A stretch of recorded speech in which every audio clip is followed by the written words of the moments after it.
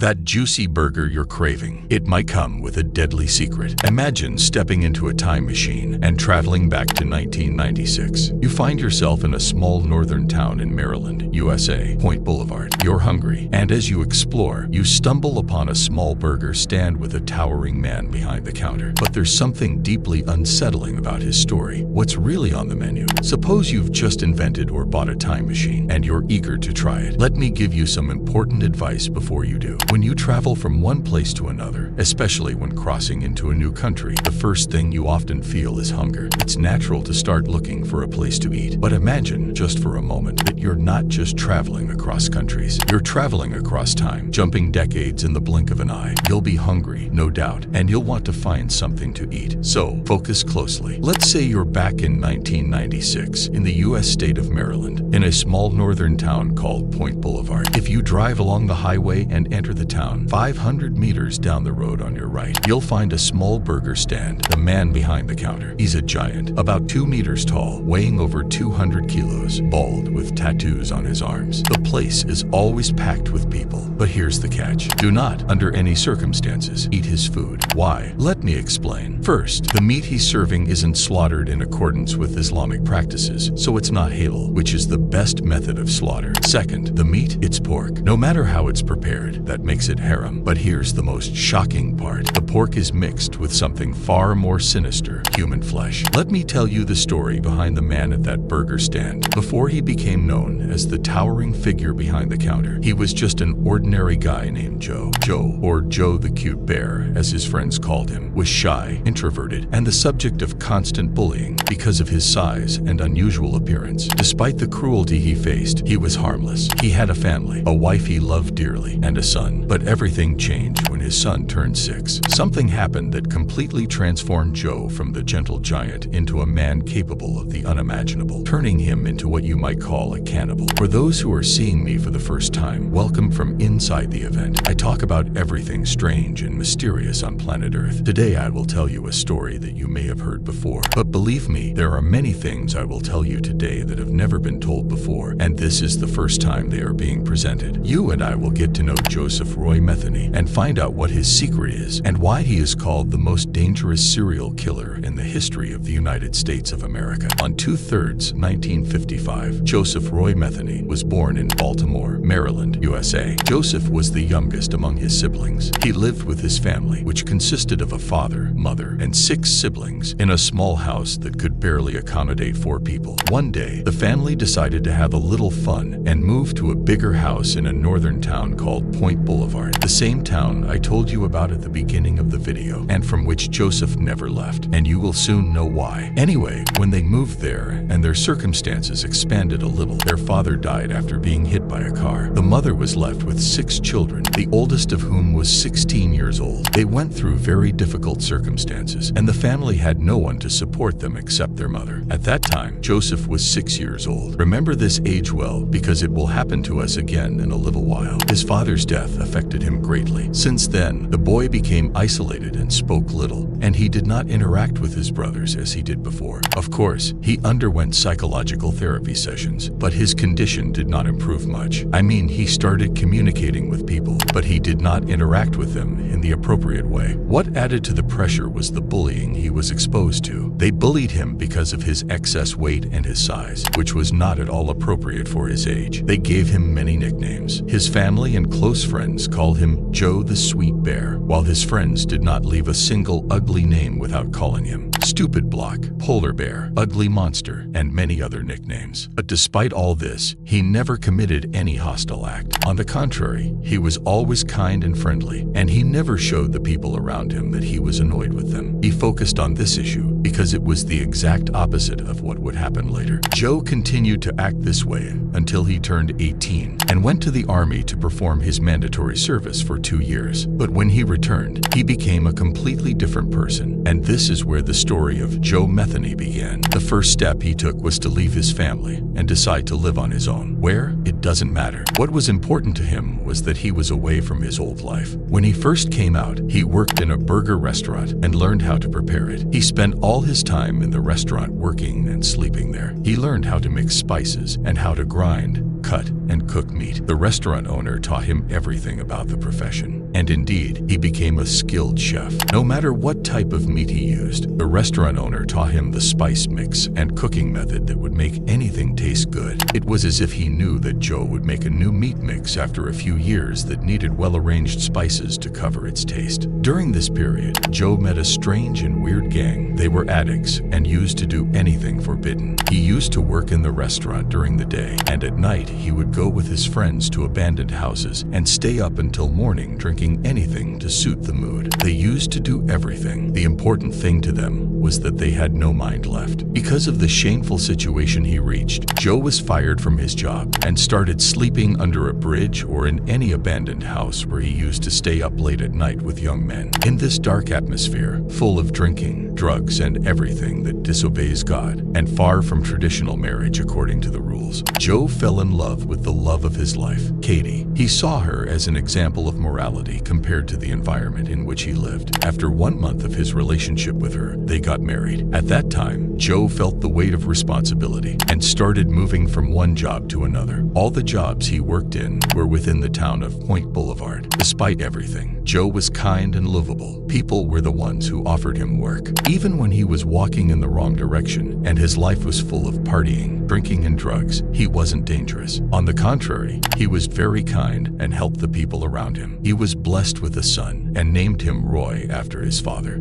He always said that he was waiting for the moment when he would have a son and name him after his father, because his father had the greatest impact on his life. Even though he died when he was young, Joe gave all the feelings he needed to his son, who was the most precious thing in the world to him. He loved him very much, and he used to say that his son Roy was the only thing that kept him going in this life. He continued in this state until his son was 6 years old. At that time, Joe was working as a truck driver. One day, he went on a long trip that would take him away from home for 2 days. On the third day, when Joe returned, he found the house empty. This happened in July 1994. Joe returned and found nothing in the house. He looked for his wife and son, but he did not find them. He later discovered that she had taken his son, all the money he had saved, and all the important things, and ran away with her lover to a place that no one knows until this day. When Joe felt that he lost his son, he had a hysterical fit of anger. He ran out into the street, screaming and crying, and looked for every place where he could find his wife. He used to say that without realizing it, he went to the places they used to go together. Finally, he reached the bridge under which he and her used to do drugs. When he didn't see her there and didn't find her, something inside him told him that it was all over. From here, a new chapter in Joe's life began. This chapter is titled The Cannibal, the most dangerous serial killer in the history of the United States of America. Under the bridge, and at the moment when Joe knew that his life would never be the same again, he screamed and had a severe fit of crying. Meanwhile, he saw 2 homeless people over 30 years old sitting under the bridge doing drugs. These 2 people were the doorway and the real beginning of the wrong path that Joe walked, which led him to be called the most dangerous serial killer in American history. The place where Joe was standing had old metal bars. He grabbed one of them and attacked them. Although they were drunk and unconscious of anything, when they saw his terrifying appearance attacking them, they woke up and started screaming. But after a quarter of an hour of beating, the 2 of them died. When Joe saw what he had done, he woke up and immediately decided to flee the place. However, when he tried to escape, he saw someone standing on the riverbank in a distant place. He thought that this person had seen everything, and since he had witnessed everything that had happened, he attacked him and killed him as well. After killing him, he fled. After a while, the police arrested him because they were investigating and they suspected him, but he was released after 18 months due to lack of evidence. Joe got out, and then he started living in an abandoned trailer on the outskirts of town. Every day, he would go to the entrance of town and sit waiting for the day his wife would return to give him his son. During the day, he would wait for his son at the entrance to town, and at night he would take drugs. One day, he decided to take revenge on his wife, even though he didn't know where she was. But after everything that happened, he discovered that his wife was a prostitute, and he had to kill any woman who looked like her or reminded him of her. It's true that he discovered that his wife was a prostitute late, but better late than never. Anyway, Joe made this decision after he saw a woman named Kathy, 45 years old, who looked like his wife. Kathy had a girlfriend named Kimberly, 23 years old. Joe met them in 1996. At that time, he had returned to work at a burger restaurant near town. They used to come to the restaurant because its cooking was good. The poor guys didn't know what was going to happen next. The relationship developed, and they started going to his trailer where he lived every day to do drugs together. One day, for no reason, after Joe had taken a large amount of drugs, he grabbed a knife and started stabbing them. All he could think about was that Kathy looked like his wife. He stabbed her in the neck 3 times, and she died instantly. As for Kimberly, she tried to resist a little, but she died after receiving more than 16 stab wounds. After they died, Joe sat next to them, thinking about how he would get out of this mess. With the same knife, he cut up the bodies, put them in bags, and then hid them in the refrigerator. He said to himself, "I will leave it here, and then I will see what I can do with it." The next day, he went to work. While he was seasoning the meat, an idea for a profitable project came to his mind. He said to himself, "I have the meat, I have the spices, and I am a master at making burgers. Why don't I open a cart and benefit from my experience and skills?" And indeed, he took some pork from the restaurant and boxes of spices and went home. He started working with them and took out the bags that he had hidden in the refrigerator. He cut the girl's meat and mixed it with the pork, then added the spices. The next day,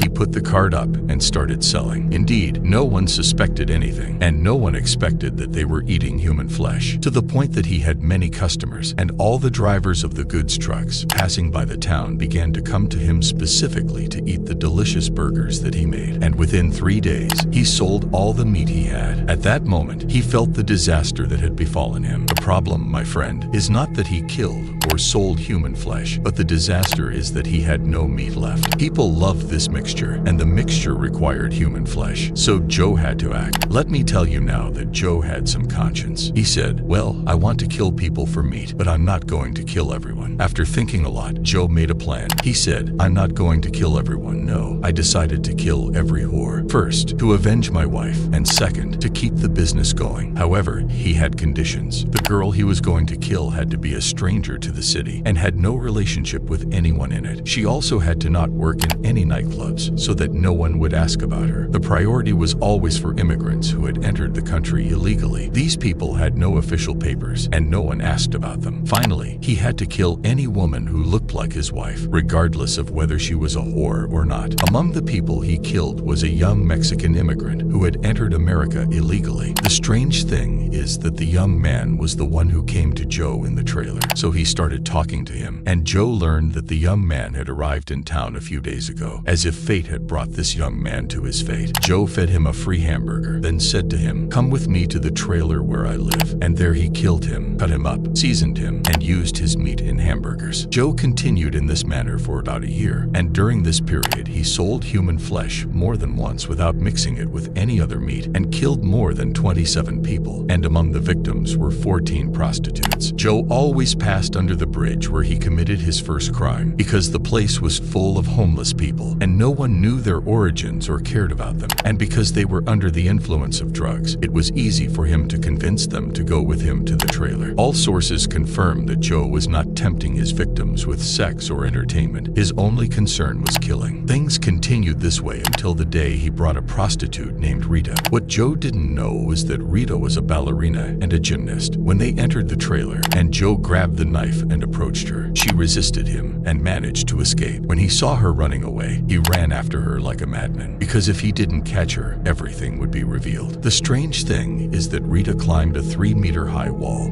and indeed she managed to escape. The first place she went to was the police station. In less than an hour, the police arrested Joe. When they arrested him, he didn't resist and didn't hide anything. He told them everything they wanted to know in boring details.